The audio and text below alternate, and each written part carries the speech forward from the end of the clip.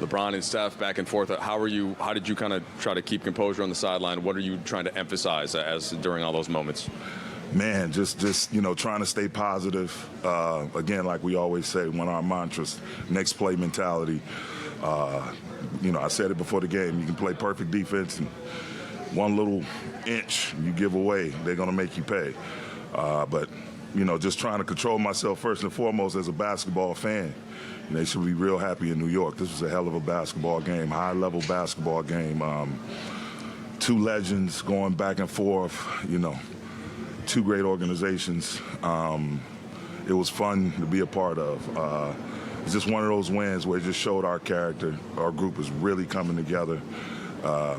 Just the way they competed, the way they shared, did the little things. I mean, you look at Bron, 19 defensive rebounds, 36, 20, and 12. I mean, Vando all night, Hawking Steph, Hawking Clay, just everybody, AR, everybody, D-Lo, just burning the net off. Like, this was a really, really gutsy win. Everybody participated. AD, going down, coming back. It just, we needed one of these. This was a hell of a shot in the arm for our group. LeBron in year 21 gets a career high in rebounds. You mentioned the defensive rebounds. Darvin, the last play of the game, driving, hitting the free throws, taking the foul. What did you notice about him in those moments, like his demeanor on the bench and just being able to keep going? Just him being solid, communicating with the coaches, his teammates, everything. It's just him being, the champion he is. Not getting down, just pressing forward. Each possession getting stronger as the game got longer, I should say. Darvin, on the subject of LeBron, career high 20 rebounds, first Laker since Kareem to put up 30, 20, and 10, and then also oldest player in NBA history with a 30-20. What can you say just about his greatness through the end of the fourth into both overtimes? Man, just setting new standards from, the duration of his career, which continues on, the level in which he's played throughout that career and still playing to this day. Just phenomenal, man. I'm so thankful that I get a chance to coach him, be a part of the same group as him, represent the Lakers alongside him. And he's our leader. He's pushing through for us. He is just right there. Whatever we needed to get done, playmaking, scoring, rebounding, he was hitting on all cylinders, and that's just who he is, a champion. Darvin, there was a shot that D'Angelo hit in one of the overtime sessions. I think may have been the first one. It's a 2-on-1, and I think LeBron's filling the wing, and he pulls up, hits the three. Maybe not textbook basketball, but certainly with the rhythm he was in, the confidence he has. Just can you speak to the ability to make a shot like that and the self-belief to be able to execute it? I mean, he owed us a couple. I think that was right after he had turned the ball over a couple times. So he must have known, like, I got to make something happen. And, they were competitive turnovers. He's trying to get the ball to his teammates, so it's not carelessness whatsoever. But that said, that's just who he is. Supreme confidence. He works on his game. He works on a variety of different shots, that shot being one of them. I remember the exact shot you're talking about, right on the right wing, and he has that confidence. And that's why we love him here.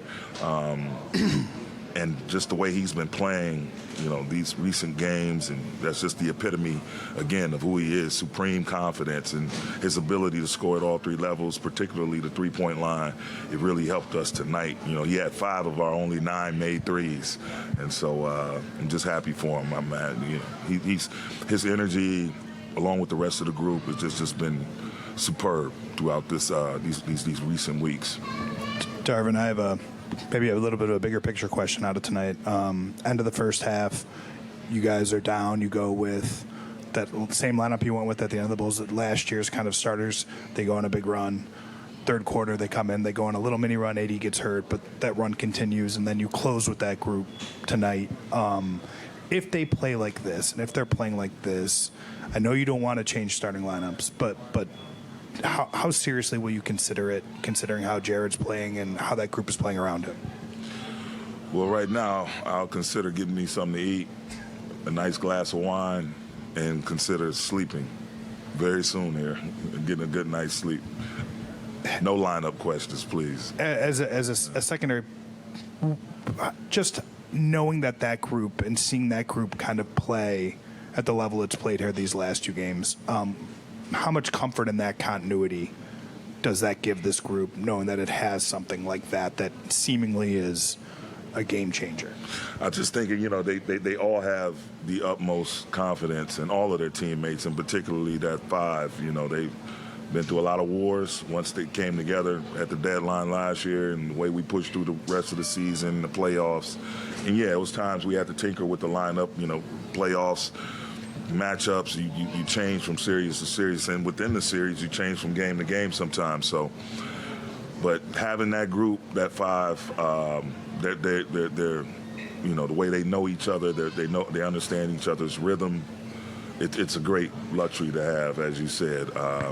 And it's not about always starting that way, but you're going to get to it. Every coach has a finishing 6 or 7, a group of 6 or 7 guys that he could potentially finish with. And for us, that balance that also Vando brought off the bench when, it was just Clay out there. They sub Clay, bring him back when Steph is out of the game. He's able to match up there too. So it's a variety of different ways we can have that balance. But best believe it's time to finish the game. Game is on the line. That's a good 5 to have in your back pocket.